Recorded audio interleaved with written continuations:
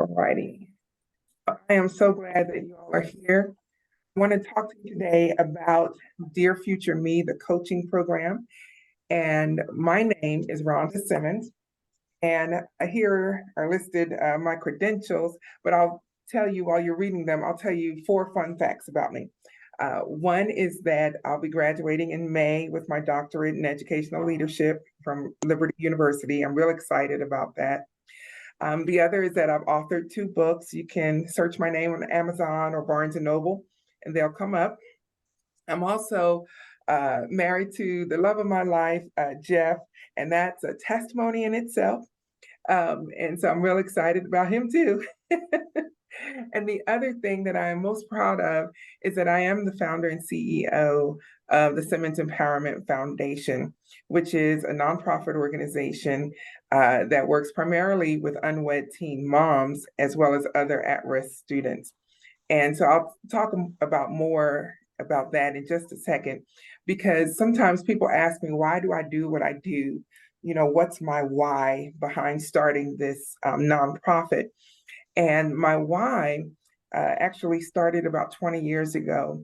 I'm doing this because it's a fulfillment of a vision I had of a home for unwed teen moms, but my connection to it is different. People typically think that I'm doing this because I was a teen mother, and that's not the case at all. I don't have any children.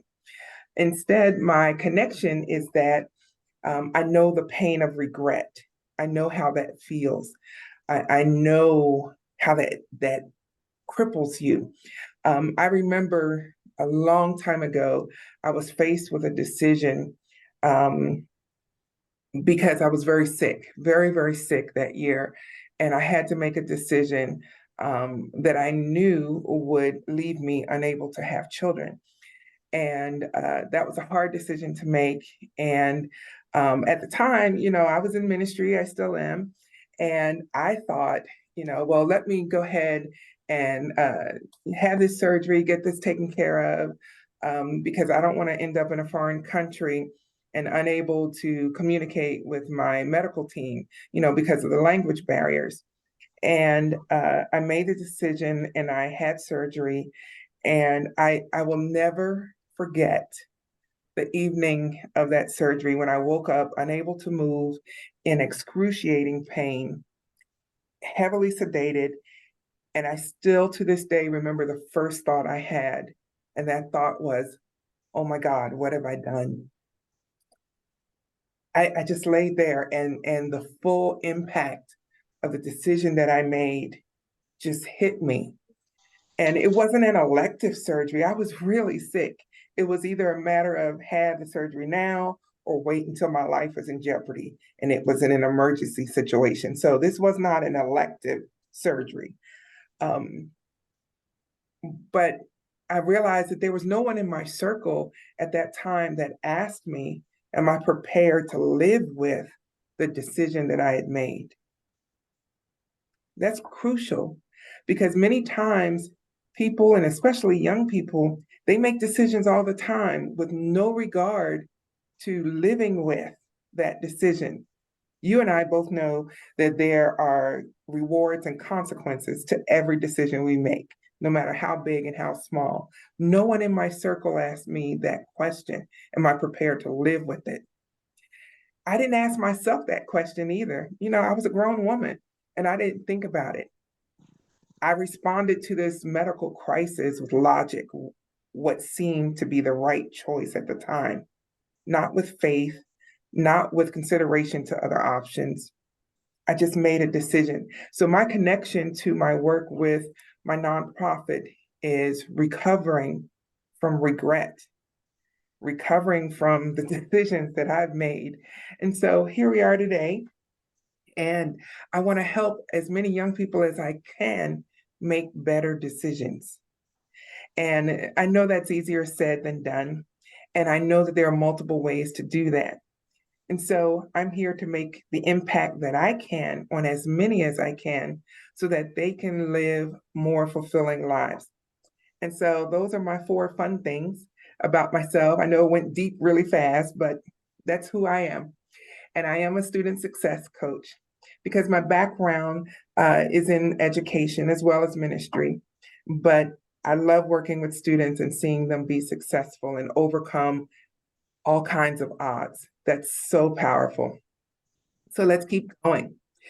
So the title of this course had to really get your attention. That's probably why you signed up. Onions, a staircase, and the effective school framework. And so we'll talk about it. And by the end of this session, you will see the connection between the three. So onions, yes, real onions. So empowering students is like an onion. Let me tell you this quick story. As an assistant principal, I dealt with students who did all kinds of things during the school day. They acted up, they were just out of pocket. And this one student had just lost it in a classroom, throwing chairs, you name it. He was acting all kinds of ways. He was endangering other people, and causing himself some harm. And so when I finally got him calm enough to take him back to my office, I still had to do my due diligence. There's always a reason why a student acts the way they act. And so I asked him, before I lower the boom and, put out this punishment and this consequence for your actions, because there's going to be one. I asked him, why were you acting like that? Why were you throwing chairs? Finally, this young man looked at me and said, Ms. Simmons, here's the truth. My mom stayed out clubbing last night so late and got home so late until she was too drunk to wake up on time to feed my younger siblings. So I had to get up. I had to feed them breakfast. I had to get them off to school, which means I missed my own breakfast. Doing all that made me late for school. And then when I got to school, because I was late, they gave me a detention for being late. He said, at that point, I couldn't take it anymore and I just lost it. He said, and nobody until you, Miss Simmons, asked me why. Needless to say, my original idea of suspending the kid bumped down a whole lot, simply because of his why. There's so many layers to these students. It's not just black and white. Many students are not, belligerent just because they want to be. Many of them, there's a reason why. This young man was hungry. All it took was a granola bar to calm him down. He was hungry. He was frustrated at his mother. He was even frustrated with the fact that nobody, us adults who are educated, nobody stopped to ask him why. And so students are a lot like this onion, and empowering them is going to take the same amount of layering. And so that's the story of the onions. So the effective schools framework, that's actually a real thing here in Texas. That's where I am.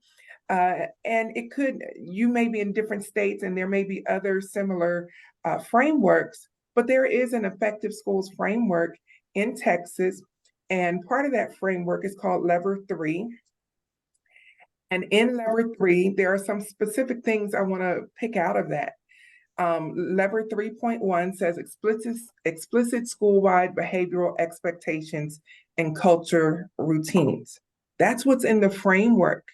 A lot of school districts are not paying attention to this part because they feel like this doesn't have a direct impact on state scores when it comes to testing. But partnership with my organization and your school leadership team will help us to embrace a shared vision for supporting at-risk students. And as we all know, there are multiple reasons why a student can be considered at risk. And so if we would just connect and build a partnership and have a shared vision, how much more powerful would the impact be on our at-risk students? Lever 3.2 says proactive and responsive student support services. I love this because many times as adults, as administrators, we're very reactive. We deal with things after they've happened. But according to the state of Texas and this framework, We're supposed to be proactive and responsive in student support services. We can use existing student data to identify students who would benefit the most from our program. The schools already have the information. If we would just take the time to look. Here's an example. If you have a ninth grader who's in school and he or she failed uh, a previous grade on their state testing, they have an at-risk indicator, meaning that they are at risk for high school dropout. What's being done about that? And so we can take the data that we already have. This is not new work. This is not research. Schools already have this information. The state is already tracking these students. Let's use this data for their benefit. Lever 3.3 talks about involving families and community. My organization will have a graduation gala for successful completion of our program. We're looking forward to celebrating these at-risk students who sometimes are overlooked simply because they're at risk and no one is expecting more from them. Well, I am. And I think deep down, many educators would say the same. We want what's best for students, and we do what's best for students. I welcome any type of comments or put something in the chat. Let me know if you have any thoughts or questions. I'm open and I'm here for you. There's even a connection to John Hattie's research on the point of self-efficacy. According to John Hattie's research, self-efficacy has an effect size of 0.71. That is huge. It means that there is a potential to considerably accelerate student achievement. And so my program builds that self-efficacy in students so that they know their worth and they know that they don't have to be who their family may be if it's a negative environment. They don't have to be like this one or that one. They can come out of these at-risk situations and actually become upstanding, well-rounded citizens. And so self-efficacy is important to build in our students. I've got a true story to tell you. So this story, I love telling this story, and I'm being very vulnerable today, just because that's who I am. And so this is a Bitmoji. And for those of you that may not know what a Bitmoji is, it's basically you create a cartoon character to look like yourself. So I don't have a flower in my own hair today, but I normally wear a flower. Anyway. And so that's a representation of me. And I just learned how to make this Bitmoji about a year ago. And so when I was making the Bitmoji, because I understood it's supposed to be a representation of myself. I'm like, okay, I can do this.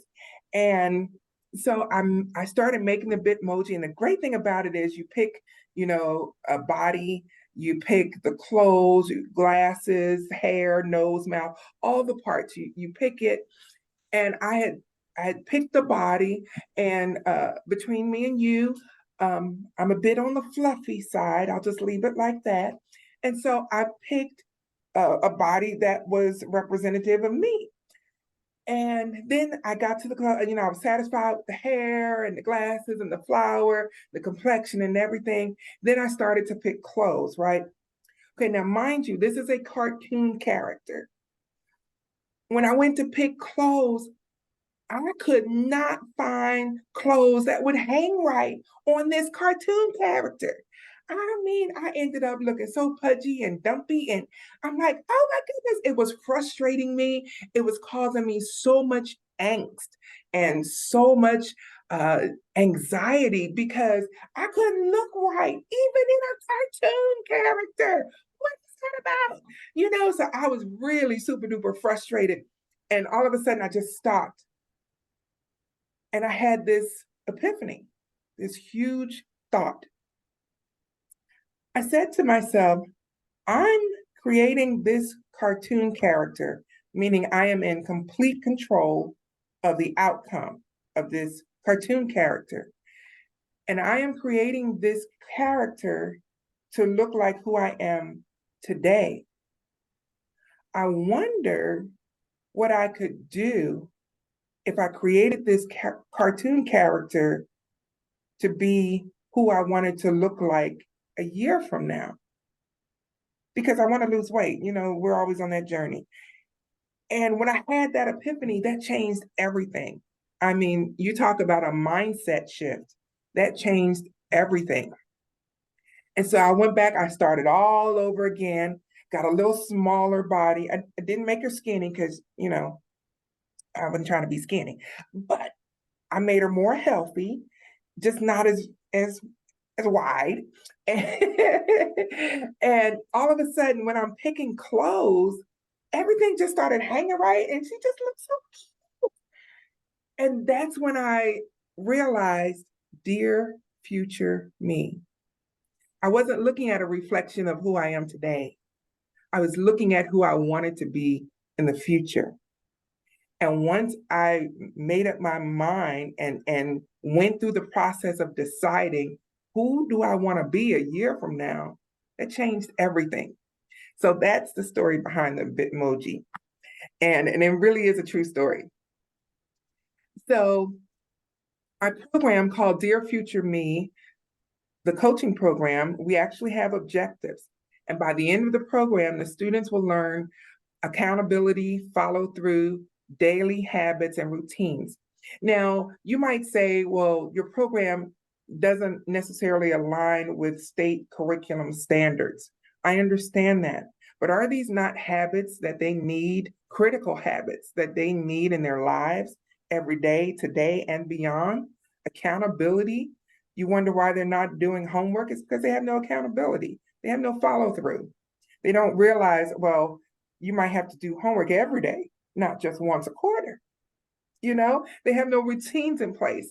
And so these skills are important and they transcend all subject matters and all parts of your life. These are things that they need to know. And because there are so many state standards to be taught, these critical life skills tend to fall through the cracks. Teachers assume that students walk through the door knowing how to be accountable, knowing how to follow through. Better yet, do it because I said so. Didn't work on me either. So it's not working on these teenagers. The students will know that they've learned these skills when they can create a digital vision board, create an actionable plan based on Kaizen principles, and we'll talk about that in a minute. They'll even conduct peer interviews with their accountability partners. If no one ever teaches these students how to dress for an interview, how to talk in an interview, when are they going to learn? How are they going to figure it out? I'm not knocking McDonald's. I went there this morning. It's wonderful. But that's not the end all be all. Not unless you plan on owning a franchise, then that's different. But still, they need to know how to conduct the interviews. It's important. And so my program meets these objectives. So let's talk about the program methodology. Are y'all hanging with me? Are you good? Oh, good. I got one thumbs up. I don't know if our other attendee is still with us, but I hope so. So our program methodology, okay, our program methodology for week 1, and hopefully you can see that and not my controls over that. Let's see, maybe I can do this right so I can see. Hi, the meeting. There we go. So for week 1, they'll go through a self-discovery and identify their Spark team or accountability partners. In week 2, they'll go through visualization and an introduction to goal setting, because that's super duper important. Visualization is kind of like the activity I just talked about with the Bitmojis. That was a visualization process that I went through. Week 3, we'll go through a deeper dive into goal setting and motivation. Week 4, we'll teach them how to make their goals SMART. And I'm sure we all have heard that term. And we'll introduce Kaizen to them. Week 5, they'll have daily planning using Kaizen principles. Week 6, they'll have Spark team interviews and collaboration.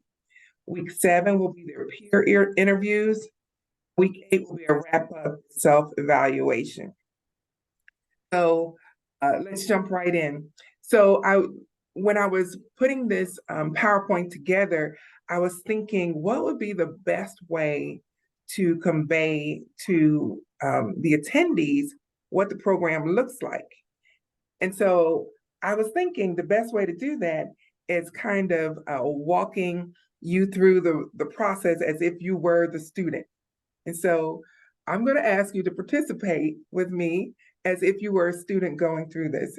If you're willing to do that, give me a thumbs up. Okay, good.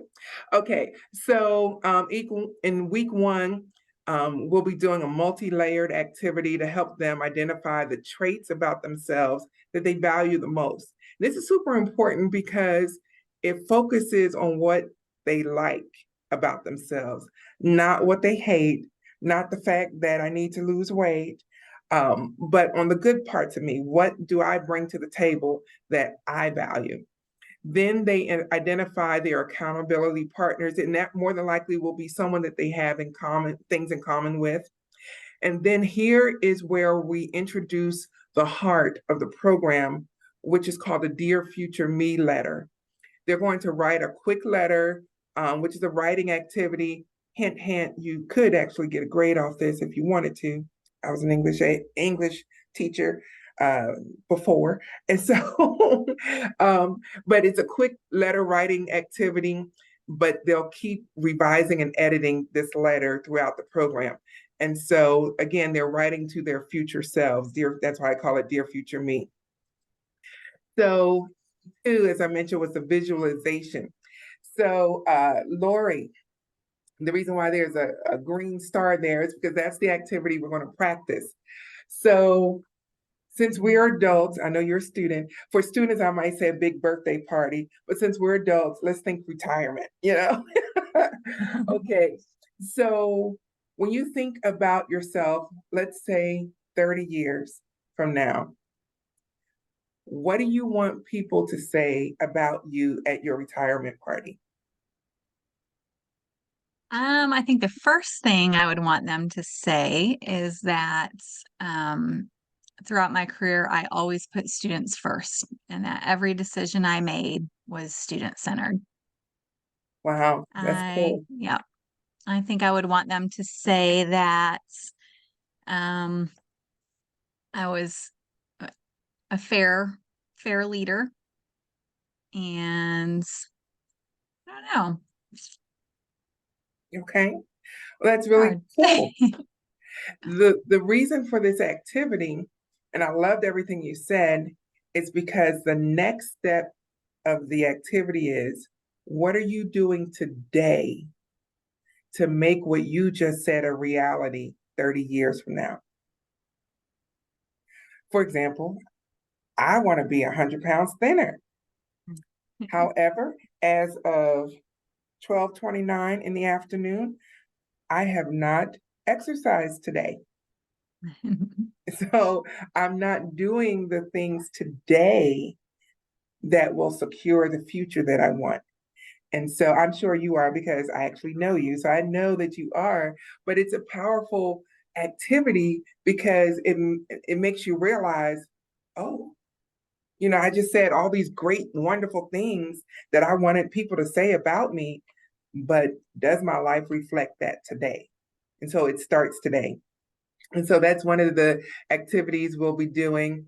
They're going to do another goal brainstorming activity. And again, it's multi-layered, kind of like the onion. And then they're going to go back to their Dear Future Me letter again in light of these activities and see what they would change about the letter. And so then we'll keep moving. And that's just what the activity page would look like that they're working on. That's just a quick scan of it. And then in week 3, oh, I love this activity. Understanding your why. So they'll also create a digital vision board. And so the understanding your why connects with why do you want this goal? Okay, so this is a fun activity. I don't know if there's another participant. I don't want to move off the screen in case I don't get it back, but I think our other participant said he had to go. But so Lori, in this activity, and this may sound so redundant, you're going to name one goal that you have for yourself. And I'm going to keep asking you, why do you want this goal? What does it give you? So you'll come up with a reason, then I'm going to ask you again. And you can either come up with the same reason or give another one. And it's a back and forth of about 3 or 4, actually 3 to 5 times until you get to your real why. So you want to do this with me? Okay, sure. Okay. So what's one goal that you have? It can be real or fictitious, Should it be professional or personal? whatever you want it to be. We are being Oh recorded though. boy. Let's think professional. One of my goals is um, to create some systems and procedures for our departments that are effective and efficient. Why do you want this goal and what does it give you? I want this goal, one, because it's important legally and with compliance. And two, it will actually make our work easier down the road to have those things in place. And I guess that's what it gives us is that it makes things easier and more effective um, down the road. And why do you want that? And what does that give you? I want that because then we can spend more time on other things that are important, like coaching teachers and getting into classrooms and helping teachers with planning and with the actual delivery of instruction. Mhm. Okay, good. And why do you want that? And what does that give you? I want that because I want all our students to have every opportunity to be successful where they're at. Okay. Do I need to keep going or are you tapped out? I get it. Okay. All righty. So with that activity, well, let me ask you, how did you feel doing that activity?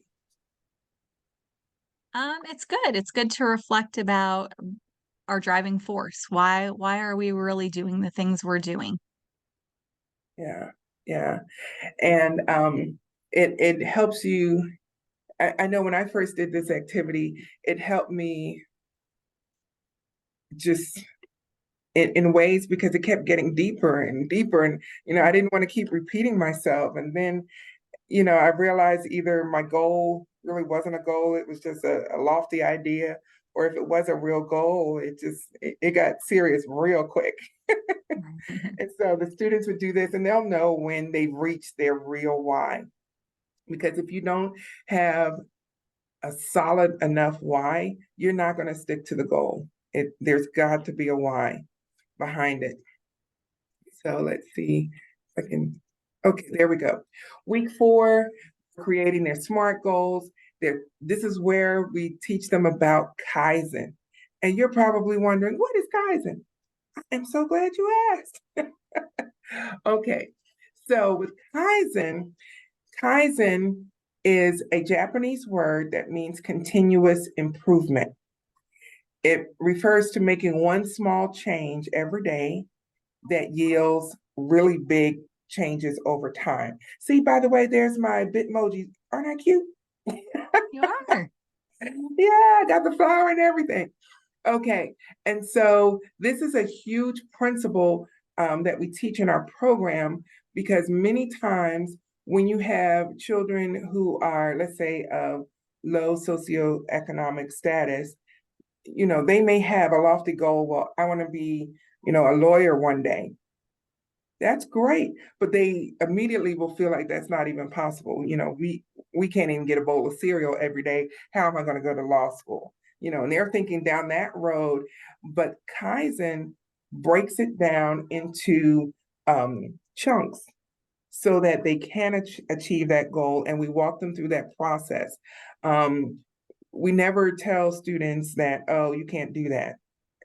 Just because it's a goal that is so big and so lofty, we never do that. And so John Maxwell said this: you'll never change your life until you change something you do daily. The secret of your success is found in your daily routine. And so it's what they do every single day that makes all the difference in the world. In week 5, one of the things I want to point out here is the 7-day visualization journal that I created. And this is so important because when you talk about calendars, it can be overwhelming to look at, a whole year, and oh my goodness, that's a lot of time. This is just 7 days. And with this journal, it's not just a calendar where they just list a to-do list. Um, and this is just one page of it. They have to identify what do they want accomplished or changed by the end of that week. They have to list 3 intentions and 3 stressors, those things that they anticipate may interrupt or hinder those intentions that they just set. And then they have to write 3 affirmations for themselves, because we want to build that self-efficacy into all of our activities so that they can begin to believe and know that they really can become and do all that they set in their hearts to do. Then in week 6, one of the main things that they do, they revise the Dear Future Me letter again, but they also have a check-in with their Spark team. And this is a lot of fun. You see there some other activities that they do, but with checking into their Spark team, it's not just a, hey, how you doing, what's up? It's more to it than that. They get to engage with their accountability partners with structured questions where they have to be accountable and talk about what they've been focusing on that week that relates to their goal, how they feel about their progress, what actions have they taken, because a goal with no action is, as we've all heard, is just the wish, and we're not wishing about anything. We also celebrate wins. What accomplishments have they had? And so they engage in this full conversation with their accountability partner, and it works both ways every single week so that they can see their own progress. And some weeks they may, especially that first week, it may be, I didn't do anything. This is crazy. But over time, they're going to realize, I want that I said I wanted, and I want to do something. And knowing that they have this appointment with their accountability partner is going to really change everything for them. Week 7, we do a final resume review, interview prep, and when they conduct their peer mock job interviews, they need to wear their best. And I call it wear your best rather than dress up day, because everybody's circumstance is different. And so they get to define what their best is, and they conduct peer job interviews so that they are prepared. And so that's a fun activity. And then week 8 is when they begin to self-evaluate and reflect on how the program helped them. What's next? Because that is so super duper important. What's next? And then they get to do a final revision of their Dear Future Me letter. Okay, here's the last part. We talked about the onions. We talked about the effective schools framework. Here's the staircase, and this is the reason why you need to embrace this program. So the staircase is important because maybe about 2 months ago, I was walking along, and many of my friends know I've been dealing with arthritis for most of my life, and very painful. I don't have to describe how arthritis feels. We know, and if you don't know, keep living, you'll find out. Anyway, and I was walking to my car, and all of a sudden, something just zapped my body, and all of the arthritis pain literally just left, to the point where I just stopped walking. And I looked down. I'm like, what just happened? I had no idea what just happened. All I knew is I felt good. I could move. I had agility and flexibility and everything. And so I went on my way, and I was so excited. I'm like, oh, thank God. I feel so much better. Yay, woohoo. So about 2 or 3 days later, I'm upstairs at home in my office, and I needed to go downstairs.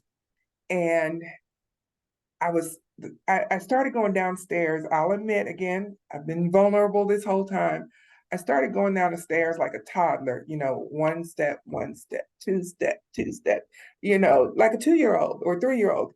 And I'm going down these steps like that. I get to the third step, and the thought occurred to me, why am I walking like that? I feel so much better. I literally just straightened up, and then I just walked on down the steps like normal.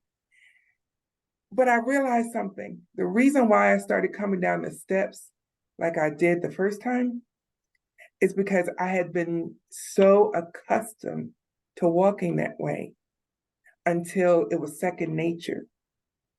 I realized that I had been dealing with this debilitating arthritis for so long until my mind had just programmed itself around it like, this is who I'll always be.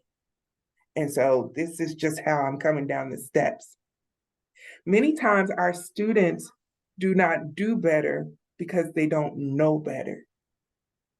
They don't know that there's a world outside of their little tiny world that they're dealing with, outside of their club and mom every night, outside of having to raise their siblings because mom is too drunk to wake up. They don't know that there's life outside of that. And many of them would do better if they simply knew better. And so that's how onions and the staircase and the effective schools framework all tie together with our students. And that's why you need our program to help make that connection for our students. And so you have three choices. Either you can do nothing and just say, oh, good, this is a wonderful presentation, move on. Or you can do it by yourself. You can say, well, this is a check the box thing, whatever. Or you can do it with me. Let's partner together for the good of our students. Because number one, I know where you are with your students. I know what the educational system is all about because I am a state certified principal. I understand, the curriculum side, the accountability side with the state. I understand all of that. But what about these students where their biggest concern is, what am I going to eat today? I can't think about becoming a doctor because I don't know where I'm going to sleep. I don't know if I'll have a new uncle tonight. So things happen and we need to work together for the good of our students.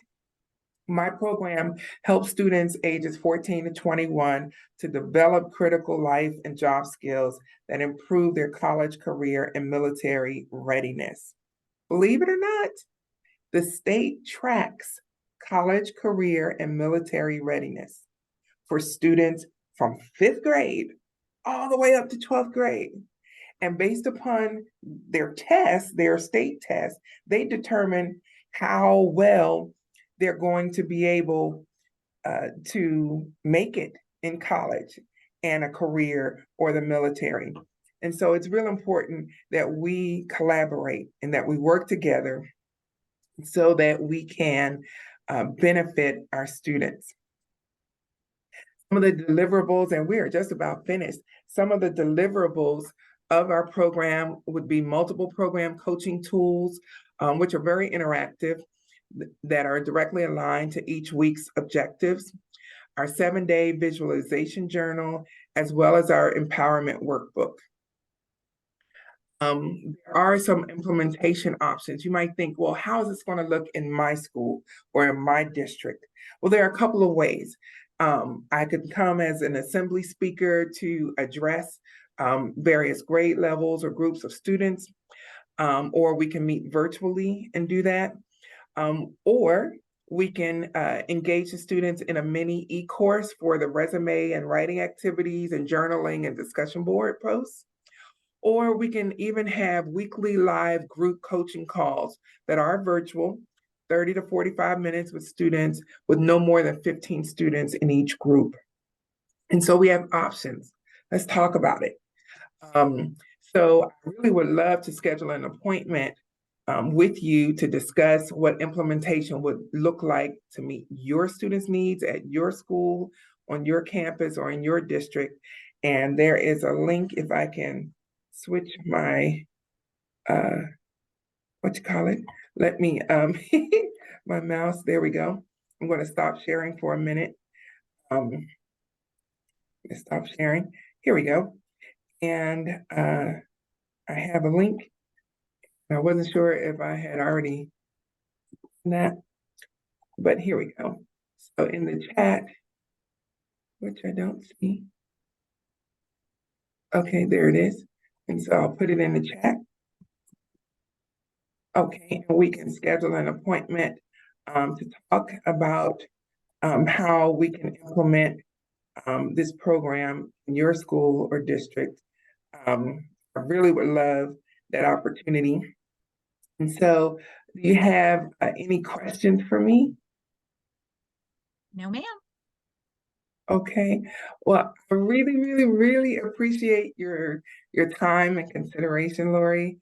And I know the other gentleman who was in the class had to go, but thank you so much for your time, and I look forward to hearing from you soon. Absolutely. Sounds good. I appreciate it. All wonderful information. Thank you. You have a good day, and I will talk to you later.